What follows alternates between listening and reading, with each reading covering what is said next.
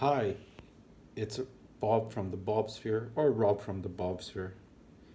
And no, it's not another book review. I finally finished Fleishman is in Trouble. Now, let's say two things before I go into the proper review. Usually, I read 100 pages a day, but there are exceptions. This one, I could only take about 50, 60 maximum, and I would fall asleep, feel tired, and I couldn't keep on reading. That's one. Two, I have always maintained that the Women's Prize long list is patchy, excellent shortlist, mind blowing winner. This was on the 2020 Women's Prize long list.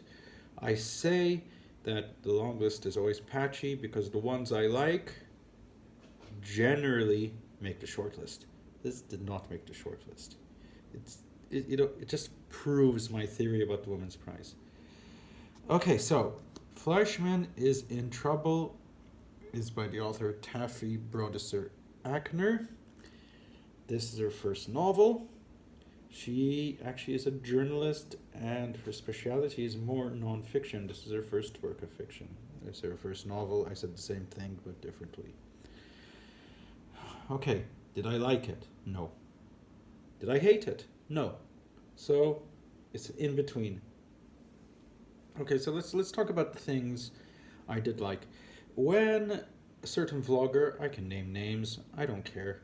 When Simon Savage DNF'd this book, he said he did not want to read a novel about white people problems. Or white man problems, I think. Please correct me if I'm wrong. It's not exactly about that. Some of it is, but not all. Actually, and that's where I admire the book. It's very uncliched. So let's go into the plot. Toby Fleischman is getting a divorce. He's about to sign the papers. His wife Rachel, from his wife Rachel. Okay, now Toby is a doctor, so he's quite well to do, but I don't exactly know how to describe his wife's job. Maybe the head of a agency, I guess that's what you would call it. So she does actually earn more. Now Rachel likes appearances. She wants Toby to be famous, so she encourages him, not because she really loves him, because she wants him to succeed. She likes power. She likes people getting power. And this dynamic already is a little bit off in the relationship. It sort of is buried underneath and then comes to a head towards the end. And it's maybe one of the reasons behind the divorce, not mostly. So the book is divided in three parts, and the first part is about Toby, his divorce, how he feels, what's happening, his relationship with his children, and his relationship with his wife, and his relationship with his kids. Now, what I did like is that it's narrated by Toby's college friend. And she talks about her marriage as well. And I really like that. That is why this is not a book about white man's problems. It's also a book about the problems that a female has through marriage, or what it is like to be loved.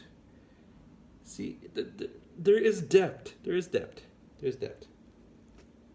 Now, in a kind of Gone Girl way, so the first half it reminds me of Philip Roth, and I thought it was the stronger one, even though it was a tedious read. The second half gets worse.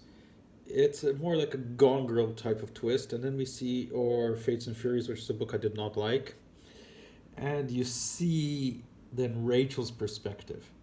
Oh, I forgot something. At the midpoint in the book, Rachel disappears completely while Toby has the kids. And this is a big mystery. Well, anyway, now the second half is like Gone Girl. We discover why Rachel disappeared and what happened. And again, it's more than it's a whole, and it's still narrated by Toby's friend.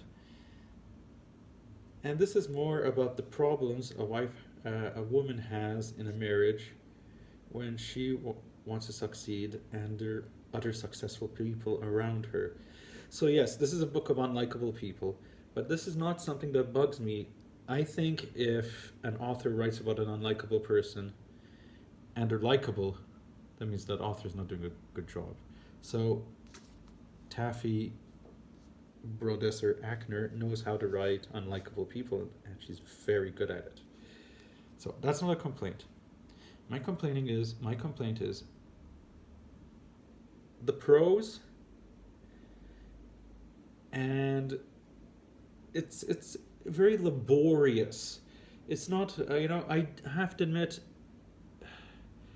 when I read something, I do like a bit, not speed, but sometimes the exposition can be too much, to a point where it is exhausting, and you start not getting bored, but you get fed up. In fact, that's why I kept on giving up after 50 pages. It was a struggle to read this, and it was a week. It took a whole week. And I'm repeating this, but I have to emphasize on it. So that's negative. So the positive is that it's uncliched and it's clever in its structure. Well, more or less, its narration, let's put it that way. The structure suffers, and it's a laborious read. It's very tiring, and you kind of stop caring about these people, even if they're unlikable. It's good that you don't care. It's good that you care about them. Take Damon Galgut's The Promise. The people all over there are unlikable, but you care about them. You stop it, even though they're with their flaws and everything. Something doesn't really. Just think, I didn't get along that well. What else is there? There's some other things. Then there's, I don't know, some bits that are extra. If it needed a little bit more editing, this would have been better. For example, there's one bit where Toby adopts a one-eyed dachshund called Bubbles. Really doesn't have anything to do with the plot. It's just not even a MacGuffin. You didn't need it. There's a bit where there's an affair, and okay, it's done a bit cleverly, but yeah. Again, it feels like it was tacked on, really. And then there's a bit where Toby gets a promotion. You didn't need. Okay. You get to see why he didn't get the promotion, and that was clever, but it still felt a bit extra. If you chopped off a bit and made this a 200-page book, I think it would have been perfect. But this is just a plodder. I'm not going to throw it, though. It doesn't deserve the chuck. So, do I recommend this? No, I don't. No. Read a Philip Roth book. You get more out of it. That's what I'll say. So, what?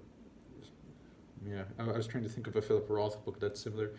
The one about skin, I forget what it's called. The one about the professor, which was made a film with Anthony Hopkins in it. That one. Okay, sorry for not remembering. Yeah, so, approach with caution if you do read it. But, yeah.